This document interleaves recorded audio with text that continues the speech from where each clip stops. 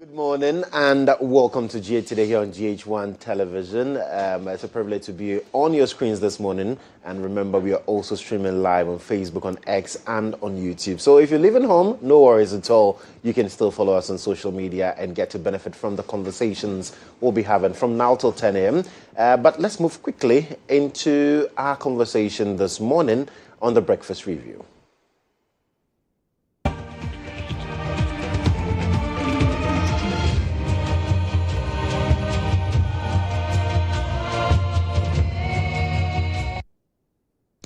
And this morning, I have three gentlemen joining me to have conversations of national interest. And to my immediate left, I have Ishaq Ibrahim. He is a member of the NPP's Legal Directorate. He's also a lecturer at the UPSA Faculty of Law. He's joining us. And also representing the National Democratic Congress, a member of the communications team, Wanda Madilo. He's also a development analyst. And, as usual, Kwame Jantua is here. He is a private legal practitioner and a member of the Convention People's Party. Today I didn't add proud member so that I wouldn't have any wahala. I'm a proud member. The same way he's a proud member of the NDC and a proud member. But because I didn't use proud for them, I didn't want to use for you alone. I'm a pro-proud member. A pro-proud member. Of the Fantastic. NPP. Right. Hey, people are proud of their parties this morning. Wanda, good to have you this morning. I hope you're well. Oh, yes. The roller coaster, but it's good. Right. Great. Council. Yes, sir. Good morning to you, sir. Morning too. I hope you're well. I'm breathing. When you wake up in the morning and you're breathing, you thank God. Yeah. That's the most important thing. Absolutely. Because whatever has happened or is happening has happened before. So just have to find ways of handling it. But Fantastic. I'm very fine. Right. Ishaq, Yes. over the weekend your party went to the polls. You elected your regional executives. Yes. Are you happy with the crop of leaders you chose? Very, very, very happy. I'm really, really excited. And first of all, I want to say congratulations to all the winners. In fact, if you look at our history and the history of Ghana, this is the most peaceful election we've ever had. In fact, almost everybody have accepted the results.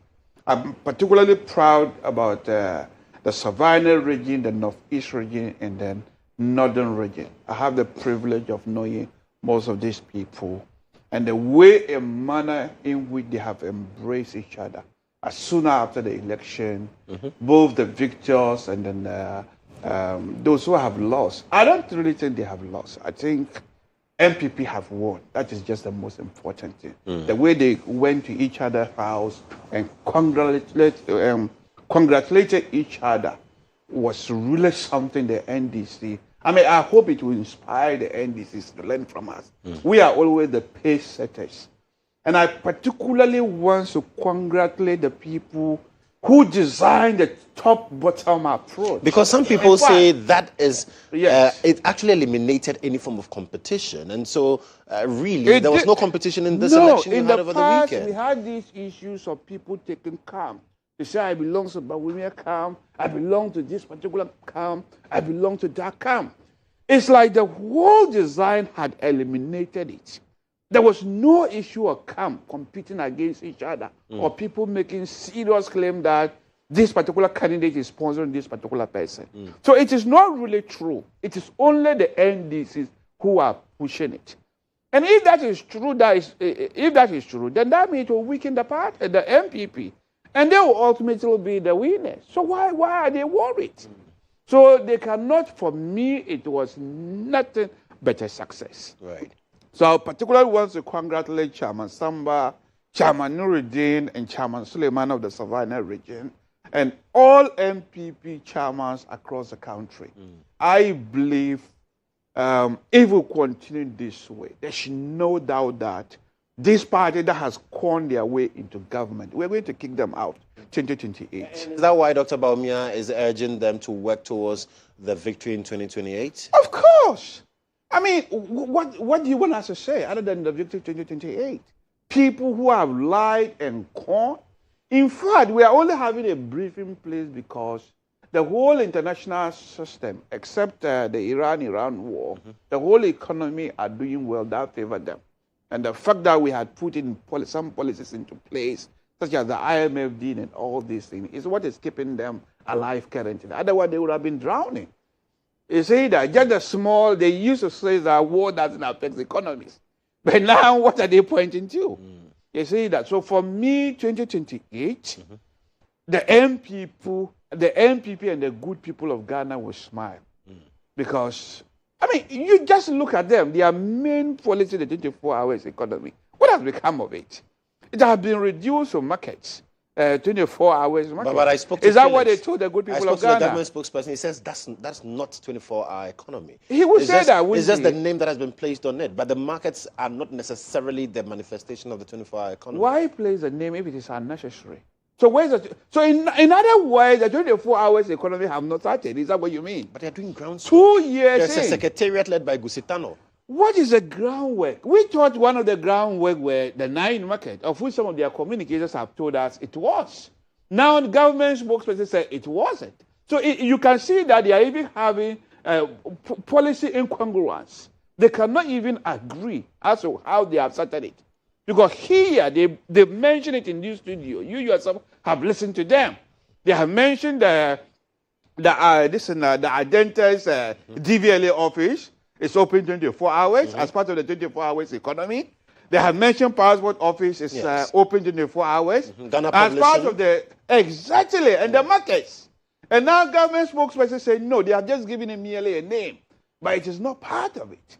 So in other words, the policy remain a campaign promise. 2 years, almost 2 years into your administration. So you have 2 more years and you haven't delivered. And yet you promised the youth that they were going to have a 3-shift system whereby you were going to take most of the youth. In fact, the moment they won power, I took a taxi. And this taxi driver was a pro-NDC member. And then we were passing through some traffic.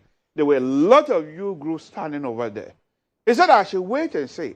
In 3 months' time, when the NDC implement the 24 hours economy, all these street hawkers will be out of the streets because the 24 hours economy is going to be a 3-shift system as their party promised, and they will absorb all these people. And 2 years in, they're selling the drawing board. In other words, what we are saying they have conned the people is true. It means that it wasn't even a policy when they were in opposition. It was just a buzzword that they used, thinking that this is a catchphrase they can use to con people. And that gives you the assurance that in 2028, the good people of Ghana will definitely give the mandate to the MPP? I think so. Right. I think so. Dr. Mahmoud Bawumia is ready to assume office the first day and will start lifting this economy up. And in fact, they themselves are aware. I mean, I only hope, I don't know when they are going for their primaries. Even the fact that they have not, I mean, look at the kind of people who wants to compete in 2028. Do you think these are the caliber of people you want to lead Ghana? What do you mean by the kind of people? The caliber of people. Who want to be president or want to be the flag bearer of the MPP? Of the NDC, God forbid. None of them will be the flag bearer of the MPP. We don't want them. So for me, the MPP, these are the caliber of people who wanted to be the regional chairman. Right. And the way we have started uniting each other. As for MPP, we lost the last election not because John Mahama have won the election. We lost it because there were some of our members were not very happy. From the report that we've had, many of our members did not vote. And the way we started, we are uniting everybody. We are doing reconciliation across board. And that is why the top-down approach is really going to work for us. Because the presidential race would have been some of the setbacks. Right. And now that we have resolved it, and you can see the committees that we set up. So you can see they were co-chairmen of all those committees. I mean, those who contested for the presidential elections. That tells you the unity starts from the top. Okay. Yes. Right. Wanda. Yeah. He says you should be taking lessons from what happened over the weekend for you as the NDC. You know, it's sometimes you just want to smile some of these things off. Truth is, yeah, we wish them very well. The NDC have always maintained the position that it is not going to be a stroll in the park for MPP to win the next elections. Jokes, if you go along that line. Jokes. You know, and then you hear this comment, and we want to treat it as usual, as normal. That, oh, there's nobody who can compete Bawumia. Yeah. There's nobody who, the caliber, and they even go using the word like the caliber of people who are coming up. Well, we wish them well. One thing you won't take the NDC for is arrogance. At least we understand the humility of power. Even at the height of political turbulence in this country with Chairman Rawlings, you can't tell me that Rawlings is a proud guy. It's not possible. You can't tell me President Moses is proud. It's not possible. You can't tell me John Mahama is proud. It's not possible. Because in our choice of leadership, we have even concentrated on the moral fiber of the people we put there. So we are more conscious about who goes there. You won't have people like Chairman to me run a party in my government, in our party. You won't have him. He won't qualify. In fact, nobody will vote for him. You won't have the likes of Abronya becoming regional chairman in NDC. It's not possible. Because we are more concerned about who, what type, moral turpitude, moral standing in society, and what you bring to the table, what you offer. It's not in the noise. It's not in the shouting. It's not in the screaming. We are more concerned about that. So when they make those arguments, as though they have the men, we have to be told before they have the men. Yeah. We have the men. We have the. When they came to government, what did we see? Inflation 56%, 56, and led by the same Bawumia. What are you talking about? The worst they left was 18%. Even prior to before they came to government, when NDC first left, we had left at 15. Before they left, what was it? So, on what grounds are we comparing? Do we even compare him to Atufos, Bawumia? You can't even compare him to Atufos. Because the records are obvious and clear. Which of the fundamentals of economic figures are you going to compare? Which one? Employment, inflation, exchange rates? Which one? Growth of GDP? Which one? Which policy? We can credit them for free SHS, even which they didn't even have a clue on how to run the free SHS. Why? So today, they have not been able to find a sustainable funding support for free SHS. They were relying on our reserve funds to do that. Reserve funds that were created by President Moses under the oil fund. So you hear them make these arguments, and sometimes you are wondering whether they live in Ghana or they are outside of this country. Ghanaians saw firsthand the style and governance structure that was put together by the Akufo-Addo Bawumia-led administration. We saw it. For the first time in the history of this country, Ghanaians had the haircut. We didn't see those. Those things used to happen in private companies where they don't have money to pay their staff. They lay them off and pay them compensation and they go off. We saw it firsthand in this country. We saw in this country how you can buy oil in the morning, by evening the prices have changed. Divide in this country. Galloping inflation in this country under the same Bawumia. Same person. Is that the one they are trumpeting? Forget it. Forget it. Even your mama, who is not an economist, is doing wonders with the economy. Today they want to take credit for what's happening in the economy. Yeah, they said they laid the foundation for Which you. foundation? IMF Foundation. 3 billion. Which foundation? Exchange rate skyrocketing. Huh? How much were we buying buying petrol in this country under them? Is that the thing to be proud of? Oh, then we Ghanaians deserve better. I can tell you for a fact that we are not taking our eyes off the gas. Right. I mean, our feet off the pedal. We know exactly what Ghanaians want and will deliver. Now you hear this discussion about 24-hour economy. Yes. The word is 24-hour economy, not 24-hour market. The market is a process. In fact, to design an economy, it has structures to be built in order to enhance that. Not everybody will go to work 24 hours. Some are market women, some are traders, some are into merchandise, some are supposed to sell their goods. And we have, as Ghanaians, always known that markets in our communities is one of the convergence points for economic activity. At least, at best, local activity. In fact, I am not a northerner, but I know that markets like the Burger Market, markets like our own Agbogloshi, markets like our Flower Market, markets like the New Market, many of the markets in this country run semi-24. Why? Because goods are brought in midnight, and then by early morning they start trading and all that. But they are not decent enough.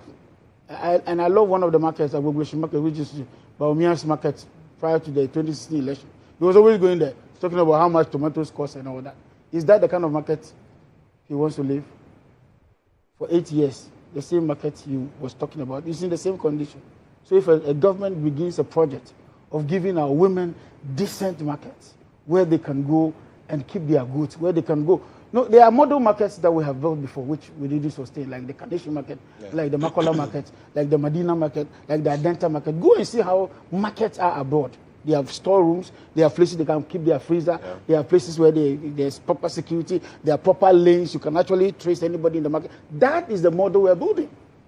Not just a market overnight or on a school park, and then everybody gathers so much dust. Our food stuff are living in the very deplorable conditions and living our health concerns and all that. So that's what we're doing. It's a revolution in the market industry. That's one. That's just one leg of the 24-hour economy. Now, the 24-hour economy, we have stated clearly that it is a partnership with private sector. And that we needed to create the background or the structures, environment. One of which is energy. One of the reasons why government is going so big on energy and procuring more so that we can generate more is because you need energy to sustain the industry. Number two, we talked about land banks. Under our tenure in the very, very first time, free zones was created by President Rawlings. They had come to power 16 years within that period. Which of them did they create? John Mahama was the first time we created our industrial park. Also, again, a free zones environment to allow people to come into this country, invest, and do their manufacturing, and a more distant environment. We expanded the port, not because we are excited about just expanding port, because we know that in modern economies, the port plays a very critical role. Not only did we not expand the Mahabo, we also expanded the airport. They did nothing about it. In fact, we were even told they were building an airport in Cape Coast by their so-called flag bearer today. What happened? Where is the airport? We're about to do one in Bolga now, which will benefit him very much. And he should live to see how that will be turned out. That's how you run an economy. Right. You don't run an economy based on taxes and betting tax and these nuisance taxes that they brought into the system. We run the economy based on expansion, based on bringing governance to the people, based on developing many others. Yes, it is just 1 year, 8 months. We don't expect much. I personally don't expect even some of the things that have happened to have happened now. But the speed with which John Mahama is working, he needs to be congratulated. Right. This is not a political, fight between NDC, MPP, and Bawumia. No, we are not. He is not our focus in any of this discussion. If Bawumia is the standard, then Ghana has failed. If Bawumia is the standard for governance in this country, then Ghana is a failure of a state. Because we saw his record. Council, you've been smiling and taking notes. Good morning to our viewers. I like Ishako. Yeah, you even mentioned before he came. The mere fact that he's in my profession is not the reason why I like Ishak. But the fact that he can be level-headed. When you take a lot of MPP people, he's one of the most who can be level-headed. But I was taken aback when he said, based on the policies that they brought in and the things they made, that is what this current government is what? Feeding on. So I asked the question, why did they kick you out? And why is Kenneth Reactor still out there? If it so happened that he did the right thing, he will come and defend himself, wouldn't he? But he hasn't advised Kenneth Reactor to come. I would have thought by now, MPP people will say, look, come, what we did was good. What we did can't compare to anything the NDC is doing today. We will help defend yourself. Have you heard it? No. So, some of the major things that should move a country forward is revenue. Key amongst it, revenue. Key amongst it, energy. So let me look at only 3 areas. Currently, what has Gold Board done? Gold Board is trying its possible best to contain our gold in Ghana. It's the first time we have seen and heard how Ghana gold is being handled, especially on the local basis. The economy is said to be doing well. What has been the commodity that has pushed it up? Isn't it gold? And for years, especially when they were in power, some of us said, do not leave gold to foreigners to be mining and flying out. Let's create our own. Gold, we are number 1 in Africa, number 6 in the world for deposits. Let's use gold to what? Support our currency. What happened? Did Kenofrata listen? Did the president listen? Did Baumia listen? Yes. They brought in a certain system with regards to fuel and the purchase of gold. Yeah, gold for oil. How well did it work? Were there not a lot of infractions in that particular system? It was a good idea. Were they able to handle it? And you see, one thing I feel, and it's only a suggestion, they'll tell me don't advise us. One thing I feel they should do, they should look at the things that they did wrong and see how best they do what? They rectify. And in rectifying, build confidence in the people. They've started their mantra. You're going to win 2028 election. You're going to win 2028 election. When people still today are cross with them because of what they took us through. There were first things that Ghana has never been through before that happened in their area. And one of them was what? We weren't able to pay our debts. So it's a question of building their party back. And let me congratulate them for the election they've had. Yeah. Let's hope going forward, there's not going to be any argy-bargy from the top and the different interests that float around that top. Second, energy. Tor. Tell me, where is Tor today? Where is Tor today? Tema Oil Refinery. Where is it today? They were trying to what? Turn it into a what? A tank farm and sell it off for a certain figure. If that had happened, would we see Tor today? Where it is today? And the quantum of oil that was taken from GMPC and given to Centio and Tor paid with their own money. Not a cent of government money is in there. And so, they being a tolling institution now, can't they toll and refine oil for Ghanaians? Is it not working now? People's jobs, is it not secure? That's number 2. Energy revenue is coming from there. And Tor themselves, if they want to export, they can export into the sub-region and earn foreign exchange. Other countries can come in and come and pick from Tor. Is that not a good thing? Is that not revenue? That revenue, does it not stay here? That's number 2. Number 3, GMPC, in their time, were we able to increase our production?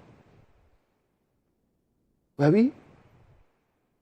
In the last 8 years, did we discover any new blocks when they were in power?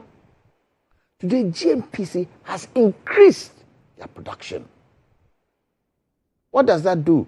It brings revenue. The challenge here is that with these 3, how we spend that revenue is key. It's key. If we don't spend it right, then what is going to happen is going to dissipate. Yeah. I like the idea when the Minister of Finance says, we are not rushing to go to any bond market. We are not rushing.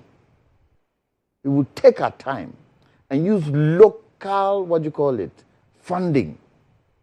Today, they said funding to private sector has increased.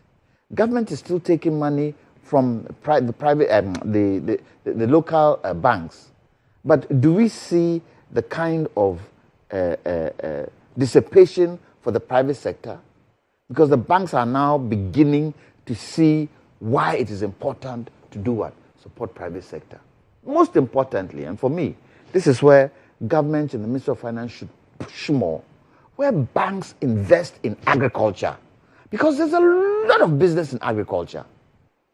The growing of things, the harvesting of things, the adding value of things in different commodities, and the exports of things.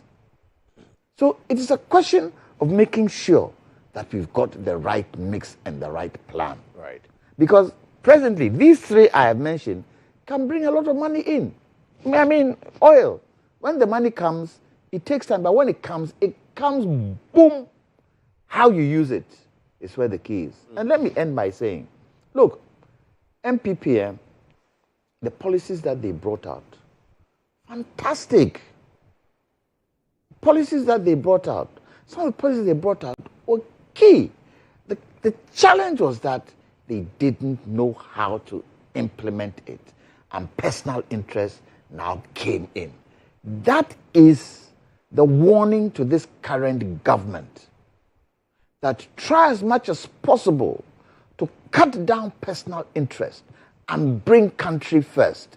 Because the moment personal interest comes in, you've dissipated whatever money you've been able to generate.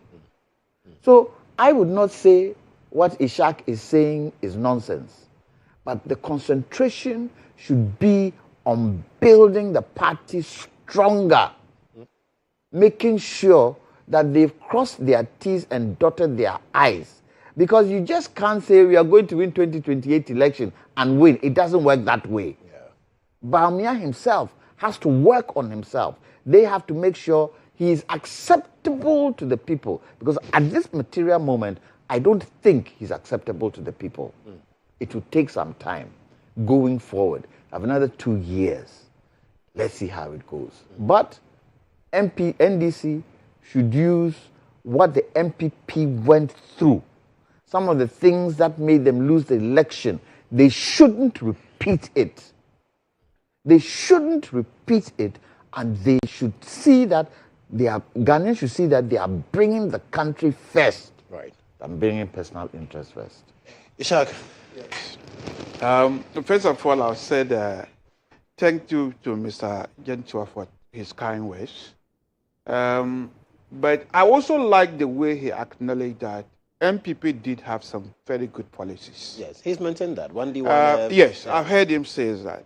But let me explain some of his shortcomings, the way he analyzed them. And the rejection of what he said, MPP have always represented failure, which is not true. Yes, I mean, to some extent, you say we have failed. No. Oh, you say our flag bearer is not a standard that you would. He said if it's the standard for government, in fact, Ghana has failed. You are a benefit. Yeah, of course. I mean, in a nutshell, that's what he's saying. No. Okay. So let's look at some of the policies Mr. Gentua just mentioned and how we can explain them. For example, the free senior high school. Yes. It's one of the best policies. If you look at the economic covenant for social and political rights, it has always advocated that countries should implement it. And this was the first attempt we have to implement it. And you have to remember that every society, including Ghana, change is always a problem. Because there are a lot of people in the system that doesn't want change. So even if you are bringing a good policy, there is always a pushback. And one of the first people who was pushing it back was the NDCs. Oh. The very person who said it didn't work, you were one of the people who were resisting that change. And we said it was good. Of course you would say that. They were one of the very people who was pushing. And everything new, there's always bottlenecks. There's nothing good that is new that you just bring it. And it started working very well from the very beginning. There will always be problems. But you have to look through those problems and find solutions for them. And that was what we were doing before we left power. And the next one is the domestic gold purchase program, of which recently the chief executive of Gold Board praised Bawumia for it. This is one of the programs. That is maintaining the economy. So when I say we have put in policies in place that is maintaining it, it is you who acknowledge it. I mean, I don't mean you here. No, that's my You are a denier. But some of you, like Semi Gemfi, have recognized that this was a good program and attribute it to Dr. Bawumia. The third policy that we have to acknowledge is the goal for the oil program. In fact, it was implemented almost 18 months to the end of the administration, the Akufo-Addo administration. Of course, in the beginning, as Mr. GHOne just recognized, this cannot be perfect. It's a new policy. When there are new policies, there are bound to be problems. Nobody would deny that. There are bound to be problems. So if there were problems, it is expected. And measures can take in place to make it better. So some of these policies, as she said, they were good programs. They are meant to happen. And as for the economic crisis, nobody can deny that we had economic crisis. And we have explained it and explained it again. But the NDCs, who are the great pretenders in our Ghanaian politics, had forgotten that when they were leaving power, when the first administration of the NPP, we took over an IMF program from them. They are pretending to be saints. What was the interest rate when you were leaving power then? You are pretending you never had those problems. I am not young. I have witnessed several economic programs under the NDC. From 1999 to 2000, we had IMF program that fundamental change education in this country for good. You remember the cost sharing? Point of order. You remember cost sharing? Point of order. The first time, they are now pretending to be the best. Point of order. Let me finish. Ishak, point of order. Okay, go ahead. Point of order. I'll come back and Ishak, point of order. Okay. When you came in 2016, yes, you never told us you're taking us to IMF. You never told us you were taking us to IMF. We are proud nation. But we are a proud nation. But you took us to IMF. Nobody expected you to do that. No, I don't deny the fact that we went to IMF. Yes, so then what you're saying does not... against is this pretenders claiming that... So who is the pretend? Who is showing pretend? The point Mr. GHOne tried to make me lose is 1999-2000. They took out to IMF. They introduced one of the worst policy Ghana has ever seen. We haven't forgotten, even though President Mahama said Ghanaians have short memory. We haven't forgotten. That was the time I was in tertiary education in Ghana. What did they say? They introduced cost sharing, and they shifted most of the costs from government to parents. That has forever damaged education in this country. Right. The free SHS was meant to correct some of these damages your party have introduced. Okay. So don't sit here and talk like you are the new savior. Right. Okay. You are not a new savior. Right. Ishak, thank you. Yes. Ishak, let me try and address this issue. Okay. First and foremost, it's not true that the NDC was against free SHS. Opposition was clear. We said that, number one. At the time, President Akufo-Addo was asked, how much will it cost for the free SHS to be implemented?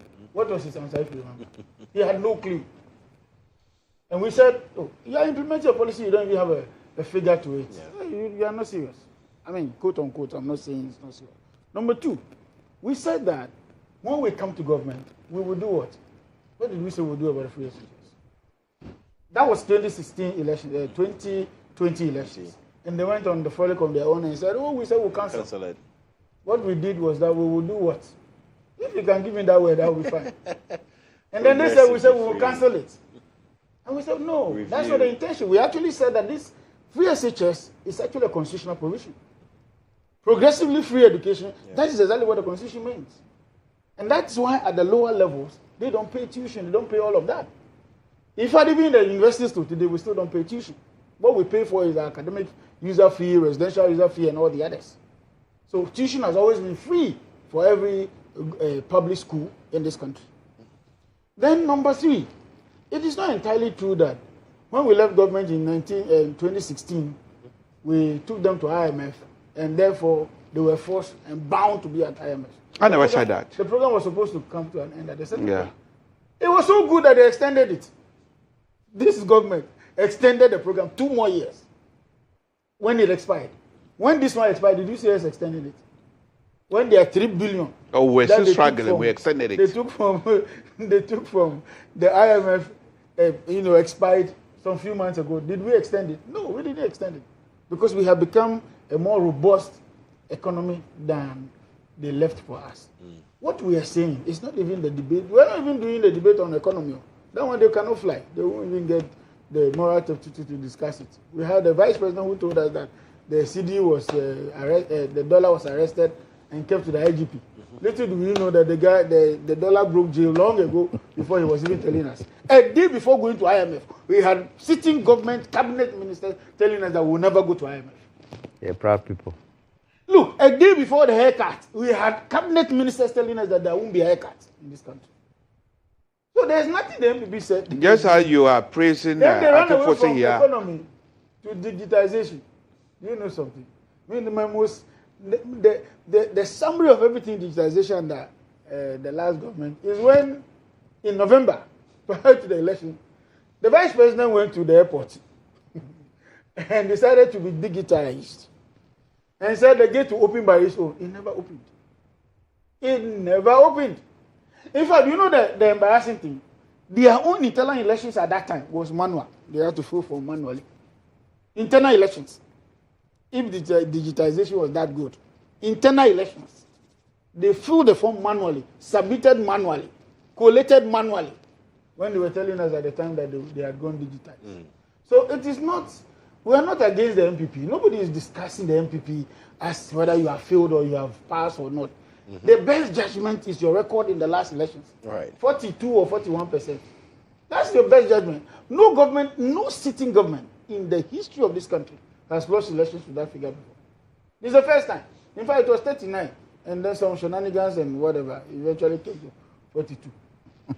So please, we understand that they are struggling. We understand the MPP is in a turmoil. We understand that it's chaos. We understand that they have a certain Kennedy Japan to deal with. We understand that even in Greater Accra, that they are telling us that everything is rosy and all that. Koku Boy was not supported by the camp of Bawumia. He was not. We all know. We don't have camp in MPP. We saw on the ground what was happening and who they were campaigning for. Right here in Greater Accra. If you like, call Koku Boy and ask him. Maybe he won't tell you. But his men will tell you that he was not supported by the Bawumia camp in several places. So it is not rosy. Let them go and do their homework. We are going to do our own. We just finished our branch, which they call police station elections. We are doing our constituency in October. We will do regional somewhere in November or December, thereabout. And then you see how it is done. Okay. Don't be in a hurry to praise yourself for a bottom-top approach. It's actually a chaotic environment for you. Okay. Kennedy is still lurking in the background. Do you know his concession speech? He told his supporters, he said, oh, don't worry. 2 years is a long time. Anything can happen. I don't know what that means. Cousin, you have to find out what it is before we talk about illegal mining. No, I'm fine with it. I don't think I have anything else to add. But then let me start. They should just build confidence in the people. Yeah. That's the most important thing. Yeah. Ghanaians would want to see that, yes, this party has learned from its lessons, but they don't seem to have learned from their lessons. Look at what Afenyo Marking did the other day at Flagstaff House. Is that learning from their lessons? And for me, that's the major challenge for them. They still live in Cloud Cuckoo land, in some kind of bubble, as if, we are still who we are. But you're a small minority. Yes, and they'll slap you by saying, what are you talking about? Look at your own party. My own party isn't here, to what you call it. The interest is that, and he would have said it right now. So you had to. Let me tell you, I am interested in any party in this country that will stand elections. We are all interested in it. Because if they win, whatever they do affects us. It happened in President Akufo-Addo's government. A lot of things that were done affected all of us, including the DDEP, which was the most terrible thing for anybody to think about, anybody to think of. And it showed how important that middle sector is in this country. I just hope that the current government, in doing what they do, they can do it in such a way that everybody is covered. But I say, personal interest should be put in the background. It won't work. And if they continue to feel that their personal interest is much more important than Ghana, the country, then we've all failed. Yes, sir. Right. So, in terms of our failure, people have said, and I believe same to be true, is how we've dealt with illegal mining over the years.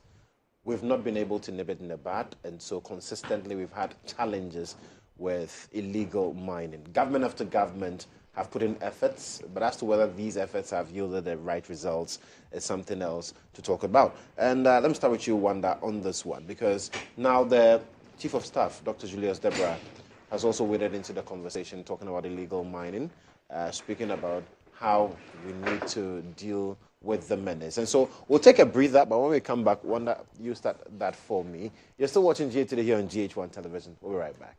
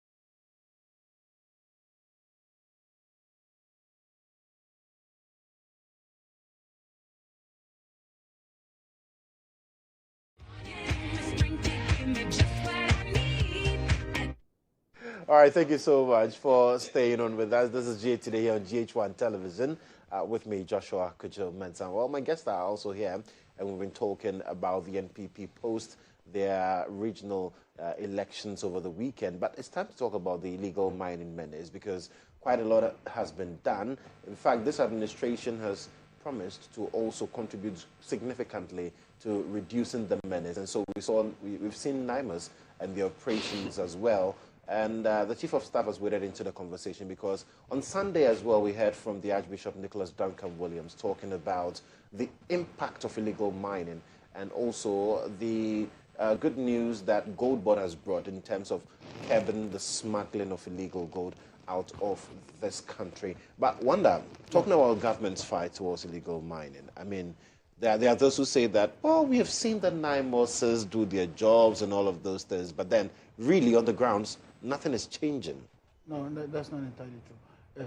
We have taken a decision not to do the media thing that much any longer. Because what has happened over the period is that the more you do the media thing, the more the rogues find another way.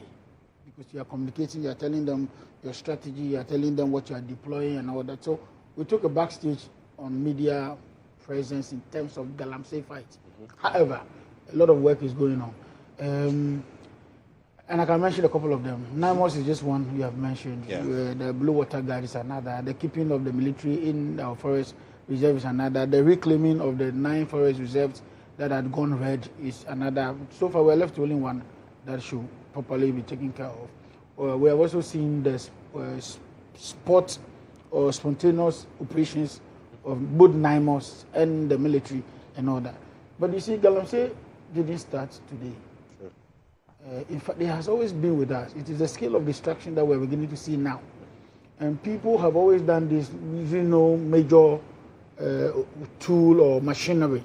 But today, the illegal miners have all procured excavators, they have procured cyanide for washing their gold, they have procured all kinds of materials, Mercury. very poisonous, mercury, poisonous to the environment. And unfortunately, we hit the rainy season in the last 2 years at very high rainfall patterns and altitudes. And so we saw the devastation.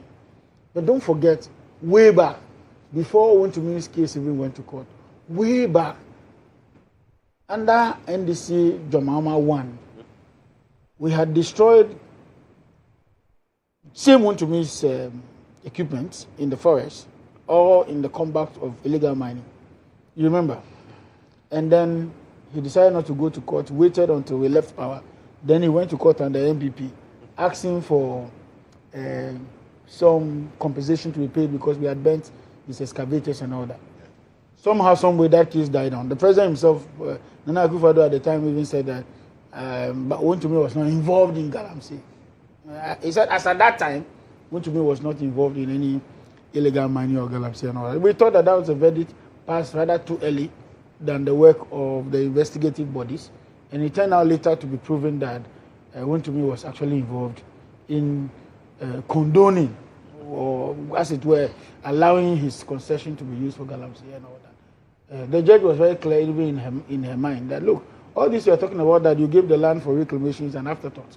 Why is it an afterthought? Reclamation, we all know, is a lot of cost. And therefore, if I'm telling you to go and reclaim a land that I have made money from, I would have given you money to do it. You didn't give the young man any money. The young man, you also knew him. He has also registered as a small-scale miner, not a reclamation expert.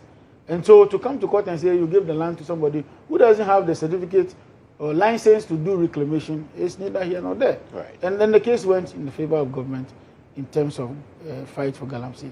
That is the approach of the NDC. We want to go for the kingpins. The young people you see in the pits don't have any money. They are paid by some kingpin somewhere. They are directed by some kingpin somewhere. They are directed by somebody who is linked to government or outside of government or very powerful and has so much money to buy the license. Because it doesn't take chicken change to get the license. The processes you go through. In fact, even the consultation alone, the town hall meetings that you do with the community alone, is no small money for any young person to go into it easily. But rather the kingpins, rather the people who have the money, rather those who have the connections. And so government's approach this time around is to go after the kingpins, the people who do it. In fact, Galamsey fight is side by side a fight against illegal drugs like cocaine. If you go after those who are using this in the ghettos, you are doing nothing. Because there's a route to which the drugs get to the ghettos. So you go after the people who we call the barons. And when you catch them, you have weakened the whole chain. Because it's a chain. It's a cartel. And so that has been the government's approach in these times. Right. So you will see a lot of investigations ongoing. We haven't made noise about it. When concrete evidence is established, that will be made public, and you will see the people, the hidden people behind Galamsey and all that. So indeed, it's a challenge. Indeed, it's something we have to fight, and government is committed to fighting. If you see our water bodies, some are beginning to turn, better color than it was before. If you also see the testimony of people like Asayidonko, Erastus Asayidonko, you see that the narrative is changing gradually. Now we are not, and this is a caution, we are not going to be oblivious of the fact that this must be a going concern, and it must be a going fight. It should not be the case that we have done it, we have achieved some success, then you relax. The people go back. One of the things we have also done is to now make sure that those who import the excavators, there are about 5,000 excavators parked at the harbor. They can't bring it in because government has taken a bold step and said, listen, you are bringing excavator, you have to tell us, what job is it for? Are you a contractor? If you are not, what are you using the excavator for? If you are not a contractor, what kind of license are you having? Because now your TIN number is tied to your ability to even clear from the port. So the TIN number, which is your company number, is what you must produce. If it's an individual, why have you bought so much within this period? What are you using it for? What project?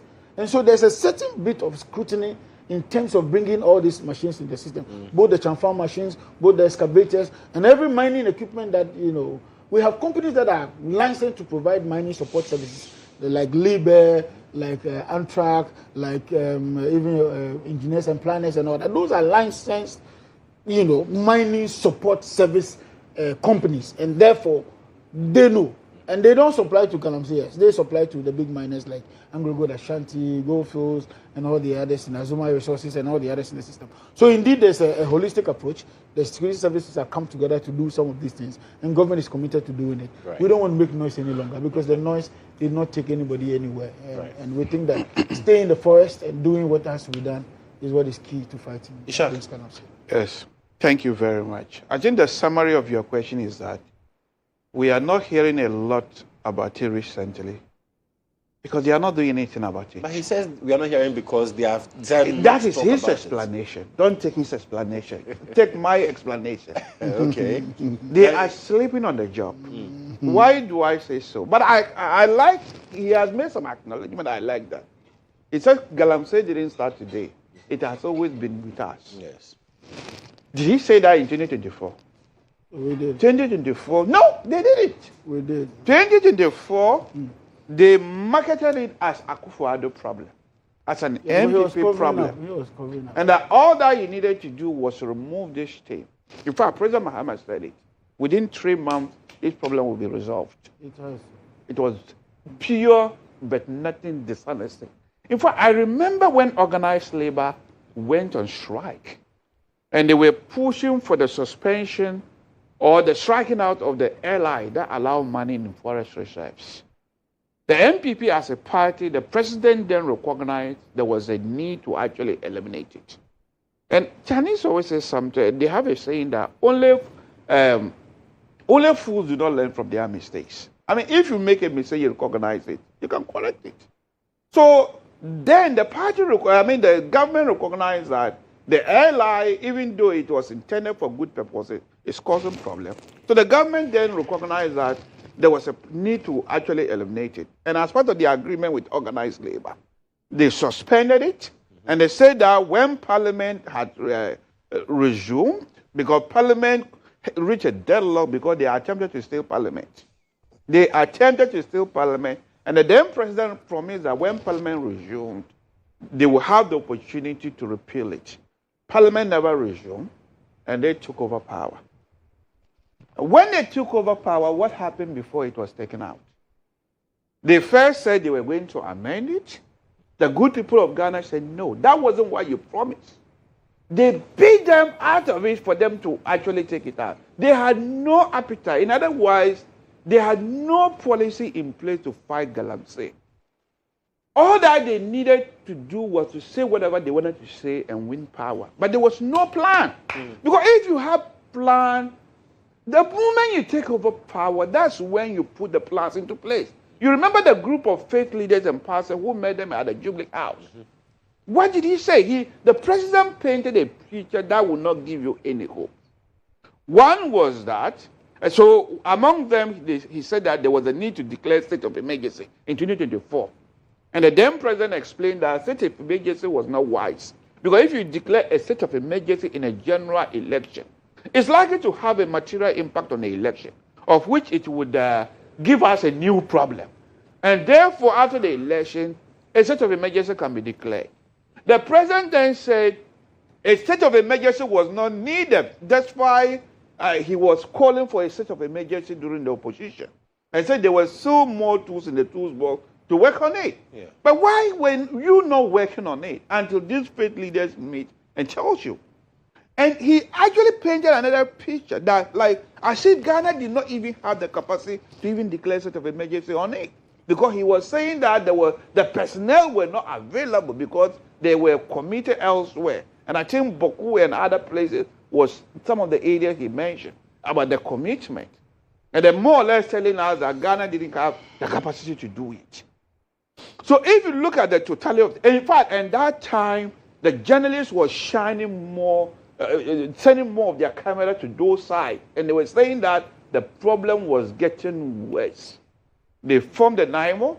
We all knew, the last report we had from NIMO, we all knew what happened to them. They were not given proper logistics and all that. And they were more or less rounded up and almost lynched. So NIMO, as we sit here, apparently they are seriously under-resourced. They don't have the resources to do what he claimed they have been doing. They don't have the resources. The military and the other security personnel, they have always been deployed. It's not a new thing they have deployed. But there was always suspicion that sometimes when they deploy some of these soldiers and military personnel, without rotating them, if they stay there for very long, the Galamsey is very lucrative that sometimes they abandon the government side and take the sides of the Galamseyers. So why all that he was saying is not new. Do you understand that? It's not new at all. It's not like they have done something extraordinary to nip it in the bud. So for me, Galamsey, it is still a problem. But I don't, other than their dishonesty, I believe Galamsey is a collective failure. Because as he rightly said, a new thing, a new confession. Galamsey, I have to say, from independence, it has always been part of us. So it's a collective failure. Galamsey hasn't been part of us. Small-scale mining has been part of us. Galamsey is a different phenomenon. I thought because in those days, we went mining in water bodies. Okay, so the phenomenon keep increasing. So yes. the legal mining, yes, it's been there, but not to the degree we are seeing it. But had the small-scale mining had always been legal? Or was it illegal? No, there's legal small-scale mining, there's illegal mining. So the illegal small-scale mining, when did it start? I think the illegal one is a one-term Galamsey, isn't it? And the question is, when did it start? So Galamsey is gather and sell. Yes, I know, but the illegal small-scale mining have come to be known as the Galamsey, isn't it? But Ishak, it so happened that we went mining water bodies. I don't think there will be a problem. No, I think there will be a problem. No, the land will still be a problem. Would have been able no, you think the problem has worsened. Well. The cocoa farms are not in the waters. Yes, but there will still be a problem. It's just that it will not be as it is today. It won't be as serious as it is now. Yes, I agree with you on that. I agree with you, but there will always be a problem. So the cocoa farms are not in water. Land on the issue for me. Yes. So for me, it is a collective failure. Right. And we need to take a collective approach to it. And understand elsewhere they have succeeded in doing it, such as Peru, in South America, and other countries. And to some extent, in South Africa. We can learn from how they have done it very well. But if we leave our hope on these people, they are going to just say sorry by 2027. They have no proper plans put in place because they never thought of resolving it. And in fact, from what we have said, some of your members, that's what we have heard. I'm not at the Galamsey side, but the reports indicate that the NDCs have taken over those places. And if you want to know they are really failing at this, he has spent 2 minutes talking about Wontumi when you are asking him about how they are fighting it so far. But he's telling you 2 minutes. The new way they are fighting. They said they are going after the kingpins and not after the boys in the pits. He has spent 2 minutes. The night vigil and in fact, the case said that Wontumi was in trouble for leasing something he has obtained lawfully. Not that he himself was directly involved in the land. I mentioned that he was condoning. Very well. He was Apparently, recently, Adamos is a good example. If you really think you are going after such people, why do you just revoke their licenses without prosecuting them? Apparently, what Wintumi did, what you claim Wintumi did, is exactly what the new company, the Adamos company have done. Selective justice? No, You see why they say you are going after your opponents? So Okay. Adamu is now MVP. The Adamos company. Mr. Yantwa. No. I say you have merely revoked. No. You have merely revoked his license. You say you are going after everybody. Yeah. And I said that what I have heard is that the allegation that they have done is exactly what Chairman Wintumi have done. Right. Okay. Very well. Well, before we bring Mr. Jantwa in, let's go for another breather. When we come back, we'll be hearing from Council. And I pretty much have an idea.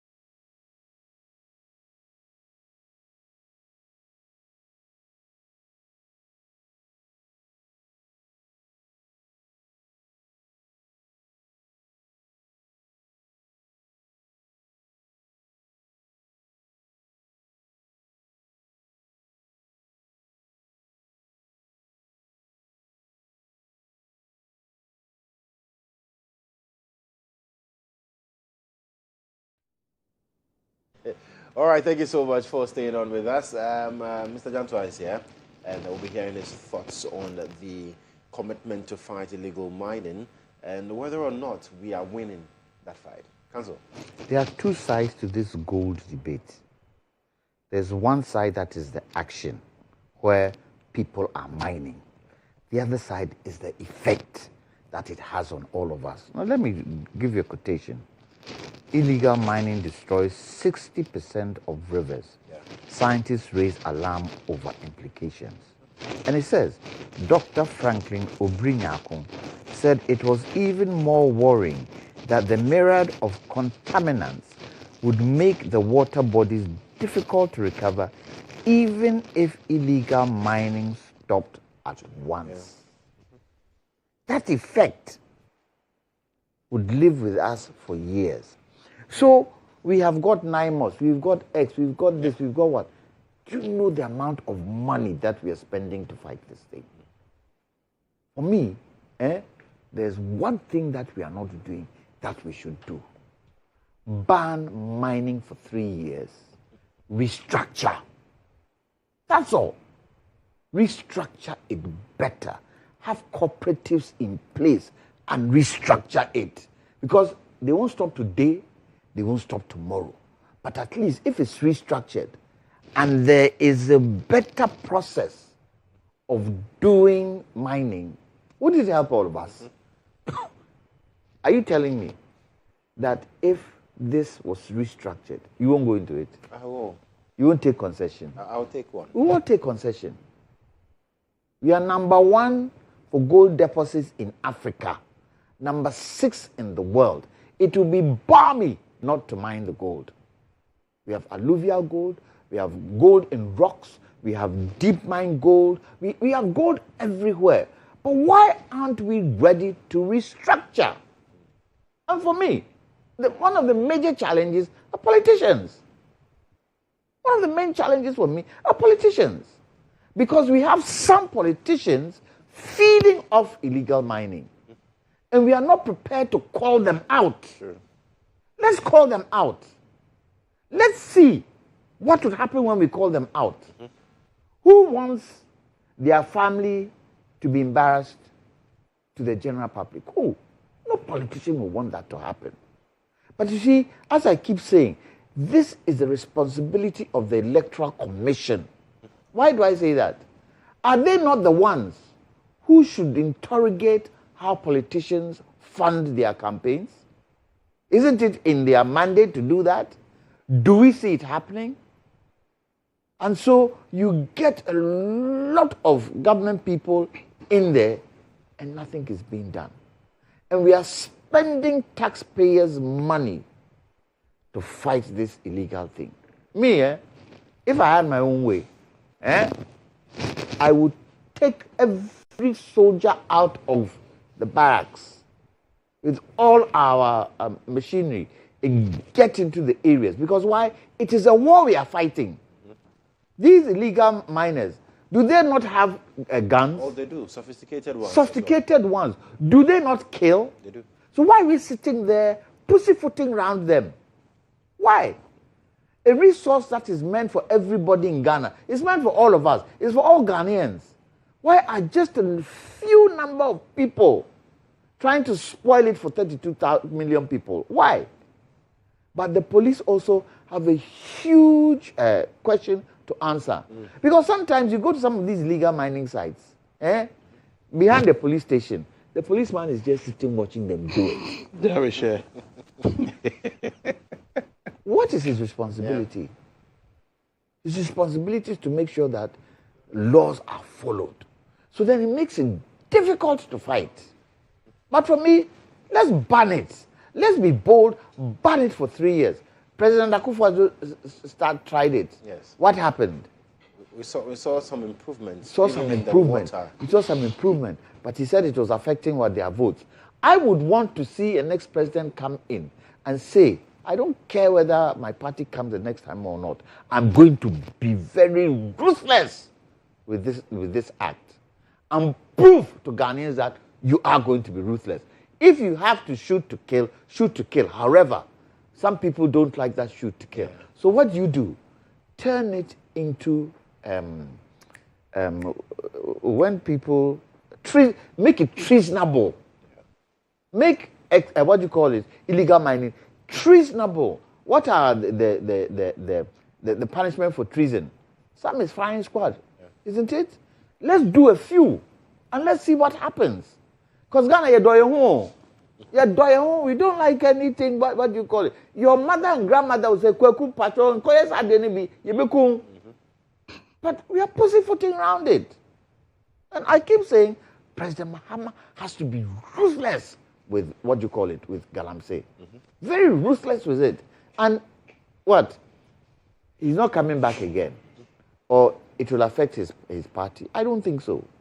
If Ghanaians see an improvement in illegal mining, you will see what will happen in this country. I mean, look at the water bodies. Coffee, mud. A lot of water bodies. Right now, one of the most, the only freshwater body we have is Akosombo Dam. And even on the banks of it, they are trying to do illegal mining. But then you ask yourself, what is wrong with the Ghanaian? Is it that we don't love our country that much?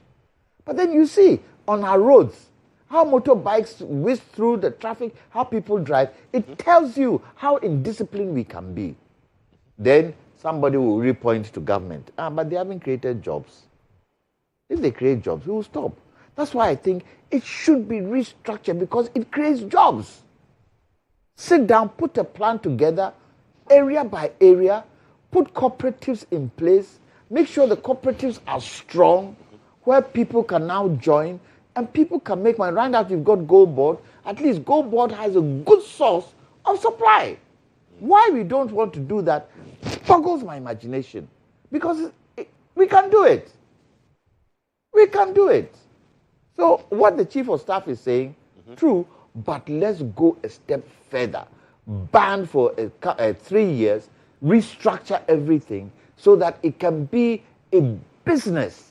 A lot of these mining people can now come and register on AGI, and they run them through some of the principles of business. And gradually, some of these cooperatives can turn into big mining companies.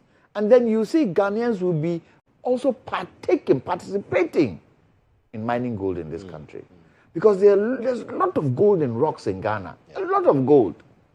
But we need to structure it. If we don't structure it, we are chasing our tails. NIMOS is trying, but it's difficult because we need the resources to do what? To help them out. Otherwise, put the army in. As you put the army in, restructure from area to area, from district to district. Cocoa right now is suffering.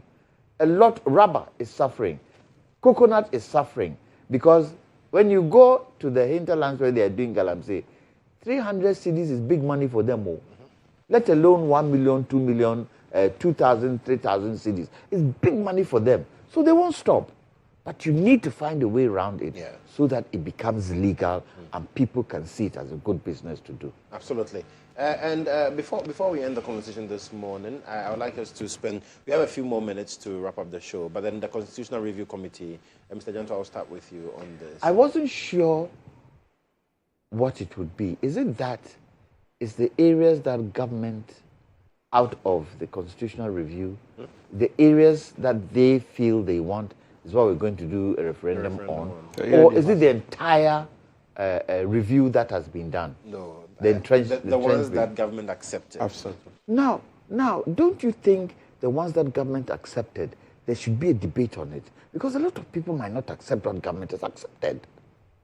And I think we should debate it. Look, let Ghanaians be part and parcel of it. So that when it now comes into force, we all feel that we decided that it should be this. But if government now take it, and another government comes into office, no, we didn't agree with them, so we would make sure that we take it out. I believe we've got to the next stage of sitting and debating the entire document. Bring it out into the media. Let's debate it. Let's see those areas that would help the country. Because the Constitution is the what? The only #1 legal document in the country. And if a political party now chooses and the people are not in favor of it, for instance, the election of DCEs and the way it's being done, a lot of people are not in favor of what the government is saying. They would rather get people to come in and do what? And stand and vote for them and let them come in. I understand government. You might get an opposition person leading a certain district and it might not work to the benefit of you. But let us try it and see. Because the people would be a check on whoever is there. So yesterday I had a conversation with the Executive Secretary of the Interministerial Committee on Decentralization. He mentions that the consensus is that we want our MMDCs elected, but not along partisan lines. Not along partisan lines. That is what we have to implement. So if the people want it and government sees that that is not what they want, how do we, merge the two? So if it's only on the bits that government have decided to take, then I think we should look at it again and look at the entire document. Because the entire document, when you go through it, is good. It's good. There's certain things in there that are, fantastic. So let's take the politics out. Yet again, let's take the politics out and let Ghanaians be part and parcel of that decision as to what we need to do. Okay. Wanda. Yeah, so the Constitutional Review Commission, right? Job done. They presented their proposals, and the government issued a white paper. And some government disagreed, and some government agreed. Largely, the major elements, like the election of MMDTs, was key in that matter. Government position is not at variance with what was proposed. And I don't think it's even at variance with what the MPP was proposing at the time. So, Mr. Janto, rest assured, there's an elaborate program coming up from NCCE, from the local government, from the Attorney General's Bank. There's a partnership to go out there and do town hall meetings, get debate clubs. In fact, this process is going to be, the referendum is going to go side by side the district assembly elections, which is happening in 2027. Yeah. So by that time, there would have been a lot of debates on what we should expect. Even parts that government did not agree with, they disagreed with an exception or agreed with an exception. So all of that will be brought into the fold. There will be another committee that will do the drafting with the Attorney General before we get there. So indeed, there will be a lot of engagement that I know for a fact. The government is planning some of these engagements so we can have a more holistic document. We all know, the Constitution is virtually the GHOne, and everybody knows that all laws are emanating from our Constitution currently. And so you want to be careful what is in the document. You also want to be careful that some of those provisions do not interfere with long-standing good positions that we have all been party to. Finally, on that document, what I also want to say is that, yes, we all need engagement. Yes, we all must participate. But I think government should quickly provide the platform for people to bring in, personal write-ups, academia, I mean, in law, the opinion juries is also a very important document. So people like Professor Azar and Co, who have been writing all this work, let's know the documents available. Let them share their views. My learned lawyer here, he is an authority in international law and humanitarian, right? International and humanitarian law, right? Yeah. So these are people that we should buy into their view. It's good to say, I want to do it this way, but the implementation can be different. I mean, that's why even the Bible says there are one spirit, different administrations. So while somebody is a pastor, another may be an apostle, but same gospel. So for me, that is where my focus is, and looking at how Ghana should progress going forward. Constitutional review positions are always a very problematic issue. In fact, even at our school level, when we're in school, anytime you talk about constitutional review, if you see opposing views, interest, and all that, that's why by the time the document comes out, it should be as good as goals, so that people can identify and buy it. Another topical issue is the tenure of office, the term of office, whether it's 4 years or 5 years. What did you get from the new document? 5 years. Likely 5 years. Yeah. In fact, around the sub-region, almost all around us, Côte d'Ivoire, Togo, the French colonies are all doing 5 years. In fact, largely in Africa, we are about only in the fourth country doing 4 years. 4 years. And we're saying that the 4 years is so quick. You come into government, by the time you finish setting up your ministerial, whatever, cabinets, 1 year is gone. Then there's only 2 years buffer. Yes. The last year becomes an election year again. Yeah, people have argued. I'm coming. They are doing 4 years. I'm coming there. They are doing 4 years. I'm coming. How are they able to do 4 years? I'm coming there. So you will observe that. That's why I said that same spirit, different administrations. You see, in the US, for instance, they have a federal state. They even have midterm elections. We don't. But they checkmate themselves before main elections. And we don't have that. We leave everything for 4 years. In fact, even our district assembly elections. But for the last time when we failed to do it quickly, it would have been the same year when we were doing the election. So it's cost. One is strain, resources in terms of security deployment. It's also cost. It's also the stress of everybody. And so there are several dynamics. Some say 4 years, some say 5 years. Yes, let's debate it. Let's see how it works. Like I said, in the US, they have a federal state. So even if the central government is not there, the federal states are working and working very effectively. We don't have that. We have a hybrid of the Westminster and a hybrid of the US system. So it's a bit problematic. It's a new thing we're trying. We don't have it around the world. Now get a head who is wicked and bad. You have them for 5 years. But there's a provision to remove him from office. Such as the current government. We have a way to Don't let us go there. Isaac, don't let us go there. Don't let us go there. I stopped at there. Don't let us go there. No. I almost said it like we got in the previous, but I won't say that. So I think it's something that we need a more nationalistic approach to than partisan positions. Yeah. Right. So, Ishak, you have the final one. Yes. I kind of agree with Mr. GHOne to some extent. There's a need for further debate in some areas. A good example is just the 5 years both of them have just discussed. If you look at the nature of our politics, I don't know where we have actually... I like the way you say we have drawn from the Westminster and the American system. Yes. But we tend to lean country towards the American system more. Our politics is very, very expensive.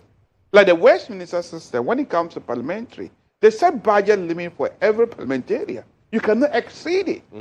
And in fact, if you exceed it or you lie, such as what happened to Bettina Green, where the MP has to be expelled, or what happened currently when Nigel Farage has to leave office and they have to call for by-election.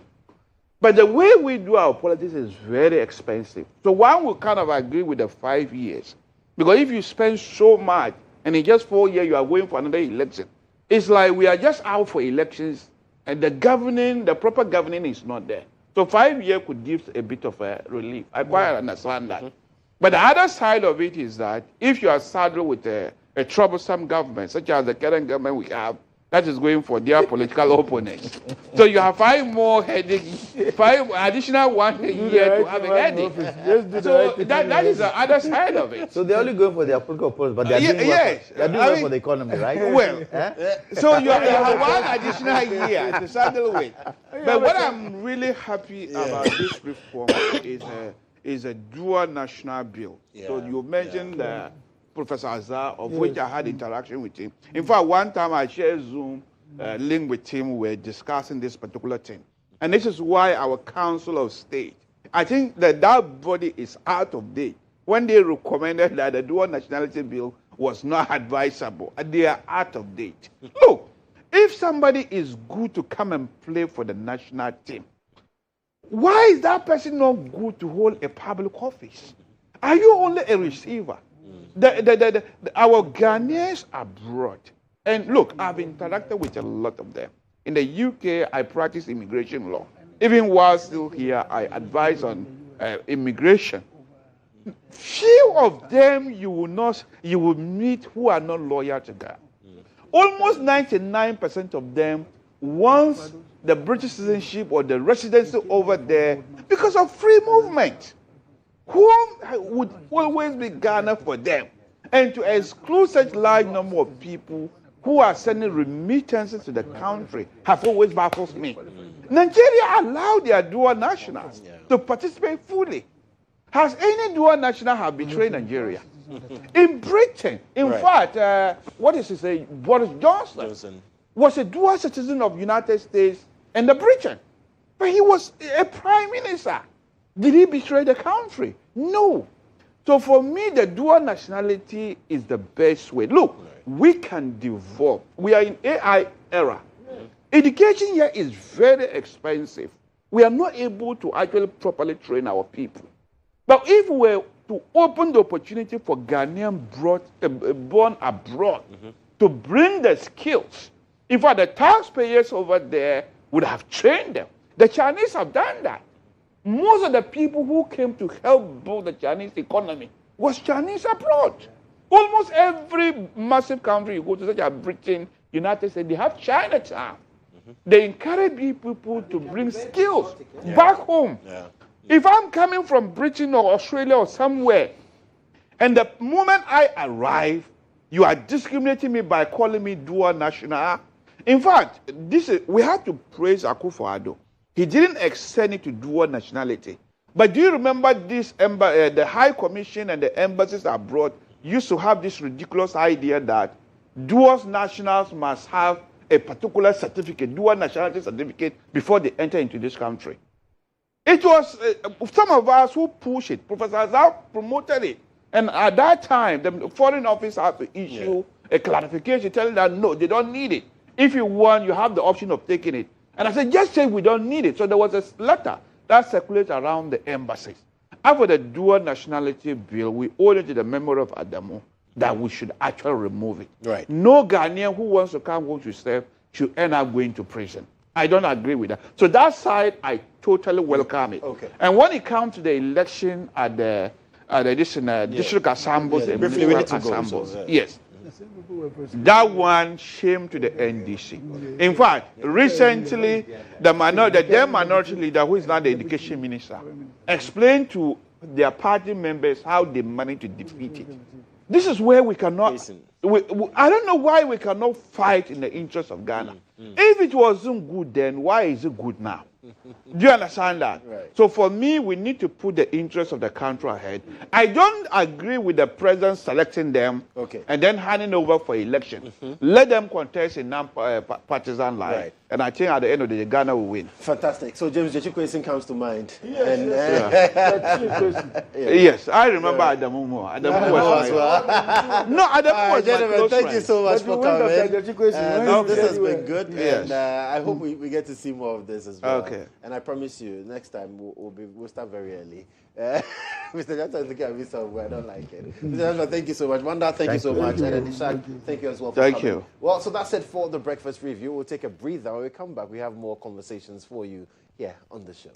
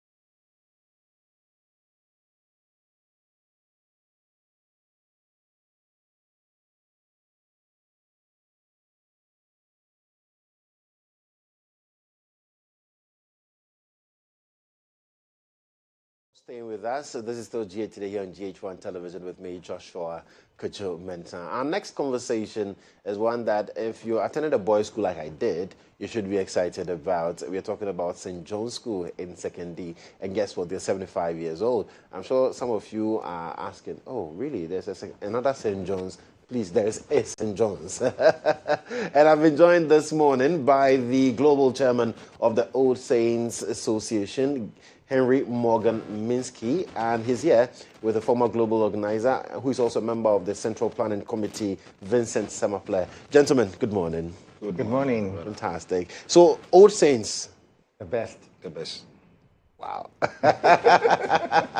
So talk to me, for some who might not be aware of St. John's in 2nd D, I mean, the question would be, where have they been? But really, how do you introduce yourself to them? Well, so this is St. John's School, 2nd D. We are one of the best schools you would find in Ghana. We have a great history of producing many of our alumni at very strategic positions in Ghana. So we have been in, I mean, when it comes to the 2nd D Chakrade area, all through, you would know St. John's. You don't need to be told. We are the pride of the West. And as you know, the best comes from the West. And this is St. John's School. We're a Catholic school. Right. So as you would know, we come with a lot of discipline and a lot of strategic partners. So we have this opportunity to see us grow. We will be like the junior brothers of your St. Augustine's College after Archbishop Porter and the rest had established that the first private school in 2nd D Chakrade for the Catholics. Right. And later on, Archbishop Porter would then establish Archbishop Porter Girls as a girls' school to St. John's. So we're a very strategic school, and we're very proud of the impact we make and the culture of excellence that we have built over the last 75 years in 2nd D. Fantastic. And Vincent, 75 years, what does that mean to you as Old Saints? This milestone means 75 years of academic excellence, discipline, character formation. It means we have lived true to our motto, that is, Viam Parentis, meaning preparing the way.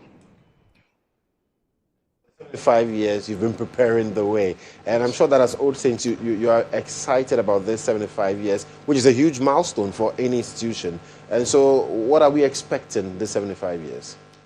Well, like you rightly said, 75 years is really a great milestone for any institution. It's a diamond jubilee for us, and so we're very excited that our school has survived 75 years, not just surviving it, but nurturing young people, young boys, to become global participants or to be more successful in life globally, not just in Ghana. It's a real great milestone. The greatest asset for us as a school are not the infrastructural buildings. They are the students. They are the human resources that we produce. They are the assets that turn around and make the difference for themselves, for their families, for our nation, and worldwide. And so we're very excited about that whole thing that has happened to us 75 years. But like Vincent said, our motto is Viam Parentis, preparing the way. And we have had people who have prepared the way for us. And so for us, it has reached our turn to equally prepare the way for the next younger generation, which is something very important to us. We're thinking about what is the question we're asking ourselves is that what legacies are we going to leave in the next 75 years as it has gotten to our turn? How can we make such a difference to make sure that our young people, our greatest asset, are given the best opportunities that they can ever find? So Vincent, this 75 years, what are you doing? This 75 years, as you already know, we are launching the anniversary come this Saturday at the British Council Hall. Then from there, we have planned so many activities. One, we have planned a health walk with Archbishop Porter Girls and some schools in 2nd D Chakrade, which will take place at, we'll start from Mensah to the Bree Mountains, then back to Mensah. We'll go to one of the restaurants around there. On their park, we'll have a gymnastics, how do you call it, exercises and the rest. Then we have a float in 2nd D Chakrade. do cleanup exercise, do voluntary donations to some institutions in secondary Takrady. I think that's some of the basic. So you're giving back as well exactly, to not just the school but the society. Exactly. In the area where the school is actually established. And what theme are you working with for the 75th anniversary? Yeah, so our theme for the 75th anniversary is 75 years strong, united in purpose and committed to excellence. This we think is fantastic for 75 years. 75 years strong, our school has been strong, it has produced fantastic people, giving us opportunities, giving us great values and skills and knowledge to be able to survive this world and to make a great impact in our society. Right. And united in purpose, because we want to use this opportunity to bring all saints together. You know the impact of when thousands of people come together? It is fantastic, it is great. So we're uniting in purpose for one common thing, using our association to bring everyone together and committed to excellence. We have built a culture of excellence at St. John's over the last many years, and we want to ensure that we deepen this culture of excellence. Excellence is everything to us. And so this theme, we think, resonates very well with us as we move on. And just to add to what Vincent said, we having the launch at the British Council on Saturday 22nd, this very Saturday. At 10 a.m. we would have the launch up to 2 o'clock, and then from 2 to 4 we would have a very good lunch, which has been prepared for us. Then we have our after party at Afrikiko as well. So we have. So it's not just a launch event; it's just a full day thing. It is a full capacity stuff. And one of the most important things, like we rightly said, is that we want to leave a legacy. Yeah. Legacies are not only about infrastructure. We also want to look at other things, but there is an infrastructure. So we're looking at constructing, as the old boys and all stakeholders, constructing a 15-unit classroom block, which is a 3-story, with 3 ultra-modern laboratories, which we have music laboratory, the art laboratory, and a language laboratory. This will be ultra-modern. It will be the first of a kind for young people, because we believe that it's not just the structure, but we believe in teaching and learning materials. If our young people, we want to have lifelong learning in our school. We don't want children to learn and forget. Yeah. Sometimes you ask people, even from here to another place, they say, how many meters? And they don't know. How many kilometers? How many miles? But they did this in school. They passed, but they've forgotten. Some don't have the right educational tools to make this become lifelong. And we as old boys want to look beyond even our infrastructure and provide high quality stuff for the children. It doesn't matter where they are. Right. In secondary, we want them to be top in the world. And so this is a project that we are very excited about, and also excited about. One great thing we're looking at doing is bringing our old students alongside the students and the younger old saints. This is because we want to create a great mentorship. It is something that's so important that, can you imagine matching a younger student with an engineer who wants to be an engineer with an already established old saint engineer? Yeah. So we're creating a big database. We call it a big database, where all old saints can find anyone all across, and they can have free mentorship. And when they vacate from school, they can have access to join some of these old saints, their companies, and learn, because like I told you, our human resource is more important to us in as much as infrastructure is, and we're looking at developing more of it. We want to make a difference, and we're going to leave this organization for the young people. And so it's important for us to place them on the table every time, have them as a very important, pivotal part of our association, and make the greatest impact. Fantastic. And Vincent, I'm sure that with all these beautiful things you want to do, it also comes with a huge cost in terms of investment. How are old students or old boys also encouraged to be a part of it, to also support if they want to? Because I'm sure there are some who may have not heard, but are hearing for the first time on the show. Yeah. On Saturday, after that launch, we'll try our best to raise money as well. It will be a year-long fundraising. Okay. One will go to All Saints, who has made it in life, and those who are trying to help us. All Saints are people who gives a lot. So we'll go to them, plead with them to support this project. Some of them are they've already started donating to the cause, the 15 classroom block that we want to build. They already started donating to it, and we'll continue to implore our OSAIN to donate. We'll go to the corporate institutions as well to support us. Some of the institutions in Sekendita, Accra, and even Accra, we'll go to them for their support. So there are channels that are available for the Old Saints to also bring their contributions on board, because you mentioned if we have 1,000 boys coming together, clearly the impact will be massive. Exactly. So the launch is to unveil everything, set the ball rolling, let them know what this whole roadmap is, because the main anniversary is next year, which is March. From 8th of March to the 14th of March is the main anniversary. So between now and all of that, we're galvanizing support, we're galvanizing money, so we're asking all Saints to come on board. We want to use your medium to reach out to all our All Saints near and far, the North America group, the UK, everywhere. We have chapters all across the world as well. We're asking all of them in Ghana, every part of Ghana, to come together. Each and every one will make their contributions and their donations. We're asking corporate Ghana, who are also interested in the lives of young people, particularly those in secondary Chakrade area, and those that we produce these young people for companies and people all over the world, and to make great families. So we ask everybody who wants to support education and people who take care of these things to come on board, make their contributions. It starts from the launch. We're asking all Saints to come around and come and pledge their support, and together let us raise the 6.5 million that we are raising for the construction of the facility. Absolutely. So as we wrap up the conversation, Vincent, what will be your final words to all Old Saints watching us this morning?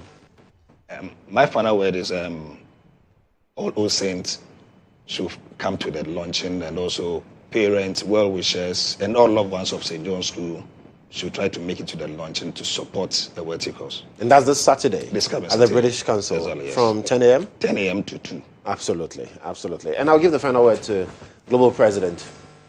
First of all, thank you very much, and thank you to GHOne for giving us this platform. We're so grateful.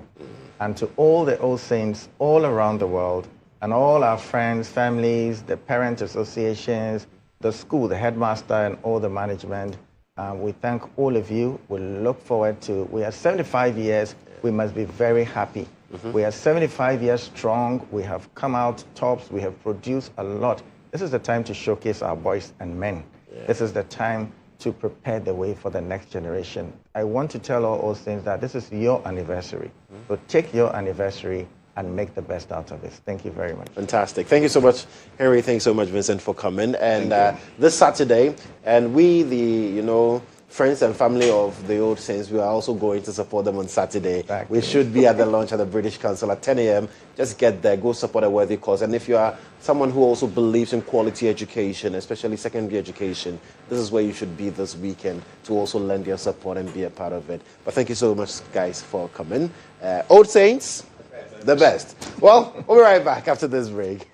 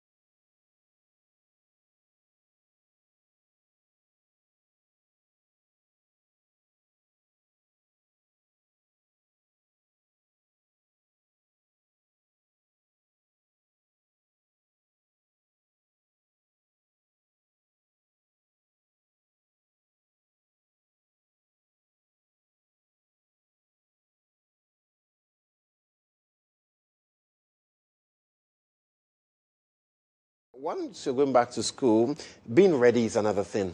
After all, fresh clothes, new sneakers, they are really nice. But then, is your laptop ready for school? Is it ready for assignments? Is your power bank ready for those long campus days? And when the deadline hits, is your printer as well ready? Well, that's why Compute Ghana Back to School season is here to help students fully get prepared for the new academic year. So shop laptops, tablets, smartphones, printers, routers, headphones, power banks, small fridges and more with exciting discounts of up to, now wait and listen to this part, 40% starting from now to the 20th of September. So a whopping 40% discount on all things you buy from Compute Ghana as part of the back to school season. So parents, get them ready. Students, it's time to level up. Compute Ghana back to school season, new school, new level. And so walk boldly into any Compute Ghana showroom or visit ComputeGhana.com to level up. You can call 0302-752-020 or WhatsApp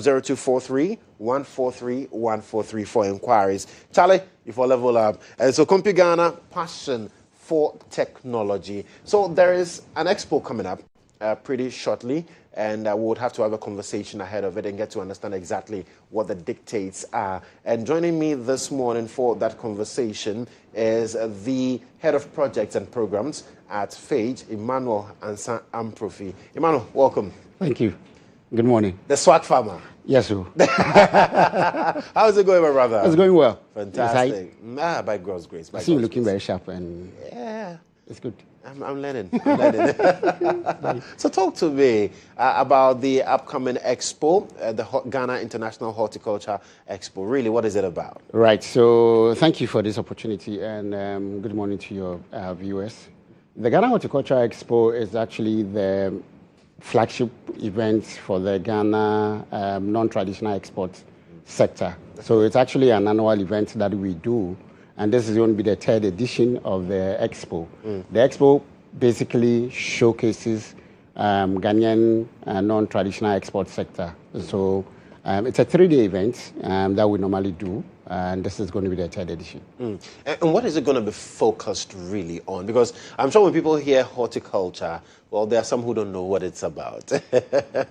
So break it down for us. Right. So horticulture is actually, when you look at the horticulture, it's a part of the value chain within the agri sector. But then we're choosing the name horticulture because it represents a lot of the various sectors. But it's not only just agri.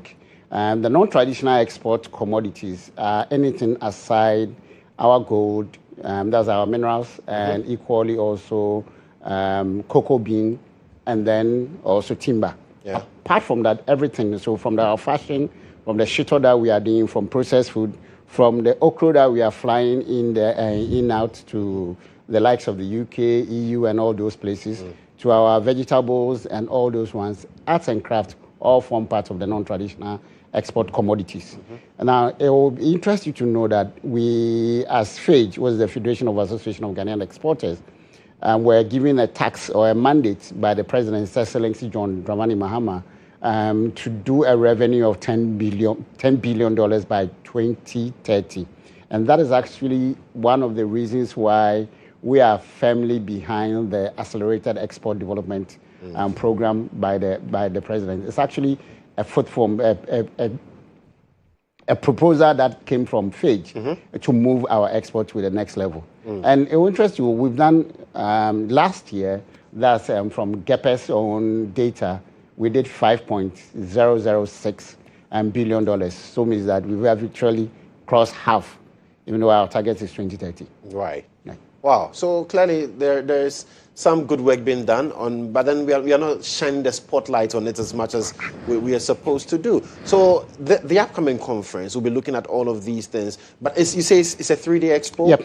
And when is it happening? So it's happening on the 3rd to the 5th. Now, this is what we are doing different. September. Right. So this is what we are doing different. The expo, it's a 3-day event, but before the expo is when we have, this year we're doing what we call the Green Legacy Walk, which is basically a day to do a prelims of the expo. So we're doing a walk around Legon community. We start from the campus and end at the campus as well. That's UG campus, the Athletic Oval. And the whole idea is to create awareness, bring in the young people within the sector as well, showcase some of the innovation that the youth are doing in this expo.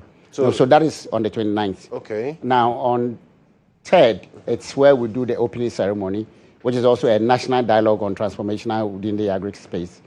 Normally, we have the president of the country, which is His Excellency John Mahama, doing the opening ceremony and giving us the keynote address.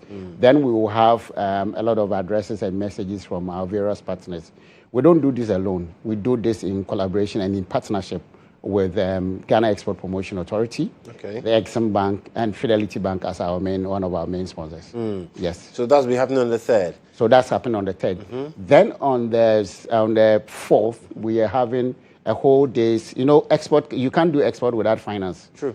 So we're doing a lot of industry-related events, and that includes having the whole day, majority of the day dedicated to export finance. So we bring in all the exporters together with the financial players on at one table to discuss what are the bottlenecks.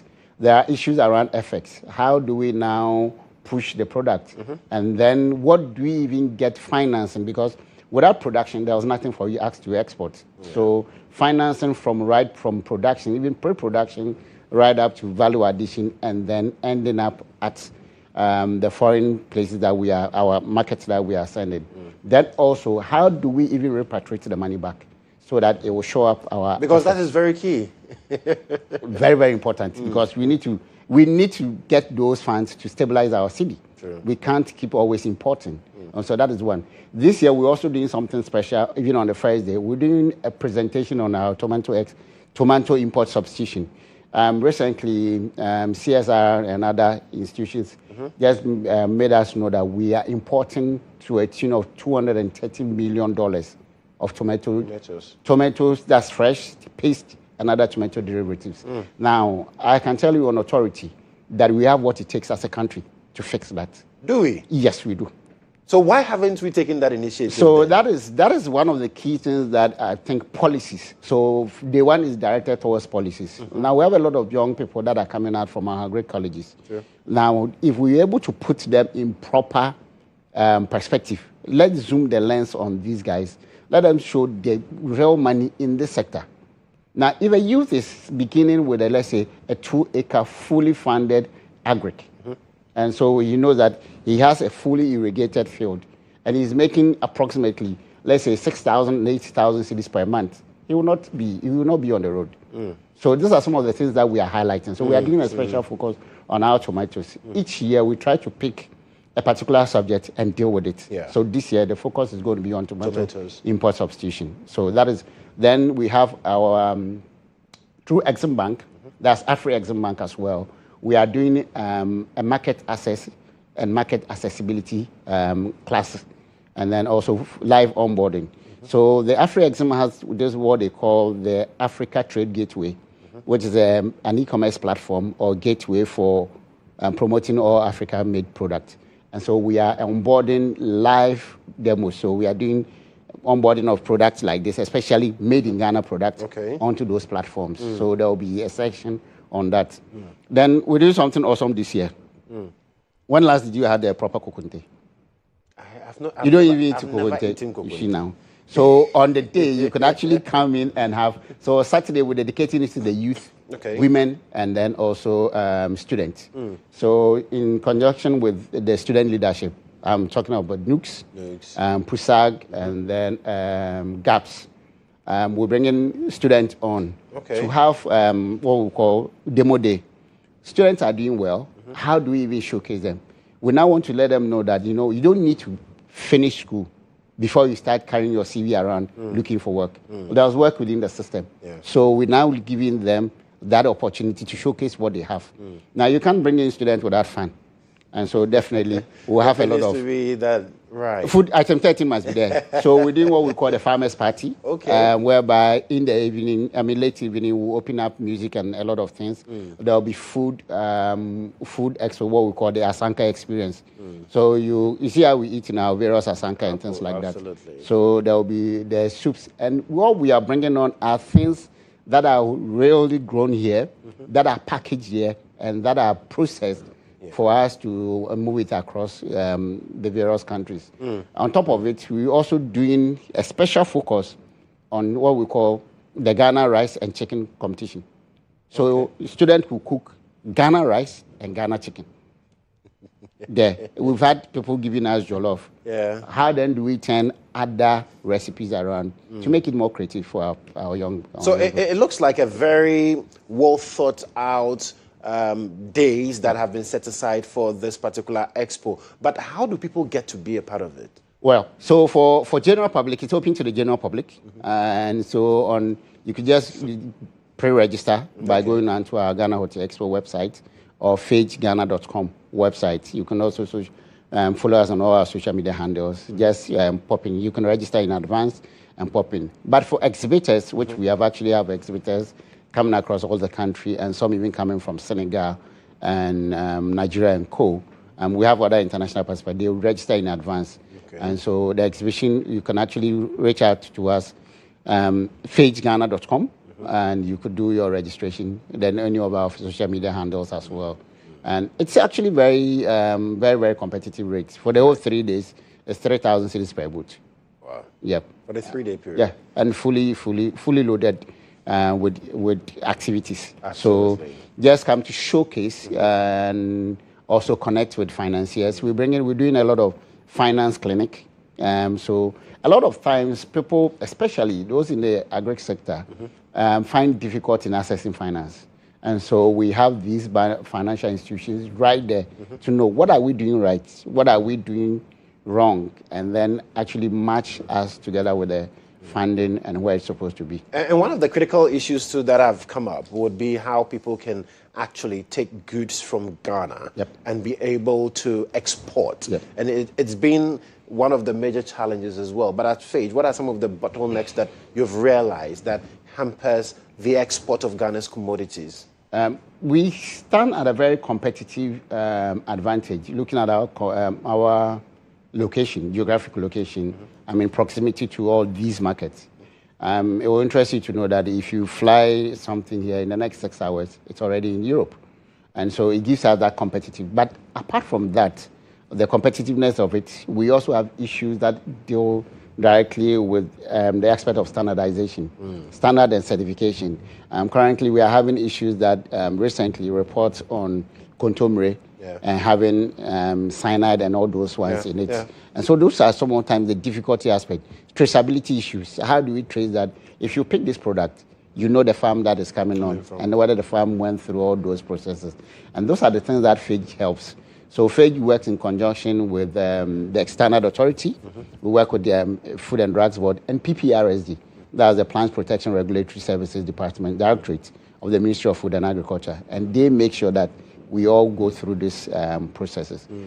For now, for something new that Phage is currently about to start, as what we call the Phage Academy. Okay. That will-be exporters will be trained through all these processes to be able to make sure that they meet the requirements and they are able to export and export well. Because without that, we'll just go around in circles. Exactly. Exactly. So the dates again and where this expo is happening. It's happening on the 3rd to the 5th of September at the Palms Convention Center, La Palm Royal Beach Hotel. And then prior to that is the 29th, where we are having the walk, what we call the Green Legacy Walk. And this year our theme is from soil to food sovereignty, the role of agric and then the innovations around it. Fantastic. And so what will be your final words to the people of Ghana who are watching us today? And this is your camera. Well, for our Ghanaian populace, we stand at a very advantageous point. And it is for all of us to move to make sure that we build our nation. And the only best way we can build our nation is to grow more, to add value, and equally to export to emerging markets. We have a lot of diaspora community scattered across. How can we now package our kuntes, our watches, our shea butter, and the likes of products to make sure that we bring in good revenue to stabilize our economy and develop? So let's all put our effort in and let's be there on the 3rd to the 5th of September at Palms Convention Center, La Palm, and to learn more about the non-traditional export commodities. Thank you so much. Thank you, Emmanuel, the swag farmer. Thank you so much for coming. Yes. It's been an exciting conversation, and I'll definitely see you on the 29th and also from the 3rd to the 5th. 29, let's do the walk together. We need to. We need to burn some calories. Definitely. Thanks so much, Mensah. All right, so that's it for the show this morning. But before we go, a happy birthday to you, Dora Andoful Menu of Bayport Head Office. God bless you, cause you to prosper and shine. And this is from Tanya, it's from Fanny, and it's from your sisters as well, wishing you the very best of that day. And if it's your birthday today, happy birthday to you. We pray for God's blessings upon your life. Thank you so much for keeping faith with us here on GH Today on GH1 Television. I am Joshua Kodjo Mensah. God willing, tomorrow we'll return with another batch of exciting conversations tailored to your needs. We'll be right.